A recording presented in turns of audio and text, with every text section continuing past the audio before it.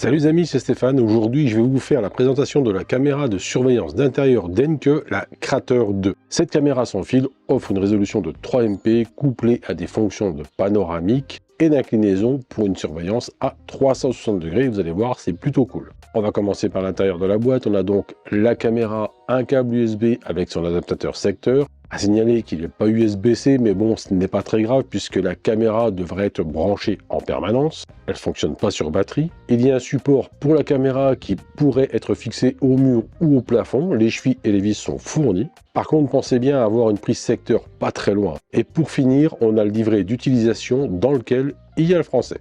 Si on regarde la caméra, et derrière la caméra justement, il y a le haut-parleur et le port d'alimentation. Sur le devant, il y a le micro, la lampe infrarouge, l'objectif et le capteur de lumière. Lorsqu'on pivote la caméra, on voit en dessous le port pour la carte micro SD et le bouton de réinitialisation. Alors cette Krater 2 de chez Encke fonctionne avec l'application My Encke. Je vous laisse les liens qui vont bien dans la description, pas d'inquiétude. Alors moi c'est déjà fait, mais l'installation de la caméra est un jeu d'enfant. Branchez-la, connectez-la au Wi-Fi et à l'application. Et le tour est joué. Les étapes sont bien détaillées et expliquées. La caméra d'Encke prend en charge un stockage local jusqu'à 128 Go sur carte SD, non incluse, et le stockage dans le cloud pour ce dernier, c'est payant. Encke assure que les données sont transmises via un canal sécurisé en HTTPS, assurant que vos informations restent privées et sécurisées. Si vous passez par une carte micro SD, dès qu'elle sera pleine, les nouveaux enregistrements écraseront les anciens et ainsi de suite. Avec cette solution, le stockage sera donc uniquement sur la carte et rien ne sera envoyé à Encke. Maintenant, ça donne quoi? Tout se passe par l'application qui est simple mais relativement complète. Dans les différents paramètres, on a accès à plusieurs choses comme la date, l'heure, changer le mot de passe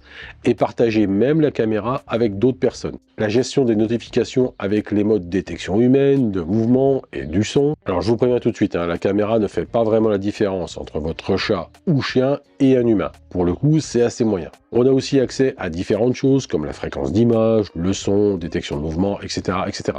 Bref, l'application est plutôt bien faite et permet de faire un certain nombre de réglages qui personnalisent finalement bien la caméra. Point négatif de cette caméra est la latence entre le moment où la caméra détecte quelqu'un et le retour sur écran. Il y a carrément plusieurs secondes de décalage. Par contre, on peut diriger la caméra en passant le doigt sur le retour image qu'il y a sur le smartphone. Il y a un grand espace de visionnage puisque cette Krater 2 est panoramique latéralement et horizontalement. C'est presque dommage qu'il n'y ait pas comme un genre de joystick. Autre chose, lorsque la caméra suit les mouvements de quelqu'un, la tête est vraiment bruyante. Si d'aventure vous la mettez alors que vous êtes présent, elle risque de réveiller votre entourage. Bon après, s'il n'y a personne dans la maison, ça ne dérangera personne. En parlant de ça, la vision nocturne est plutôt pas mal. Elle détecte rapidement et envoie tout aussi rapidement une notification. À noter que la caméra est compatible avec Alexa, mais il faut avoir l'enceinte qui a un écran. Je ne peux pas voir ce que ça donne car je ne possède pas d'Alexa avec un écran. La définition des images est vraiment bonne. La qualité permet de voir beaucoup de détails aussi bien en vision du jour que de nuit. Globalement, la qualité perçue de cette Krater 2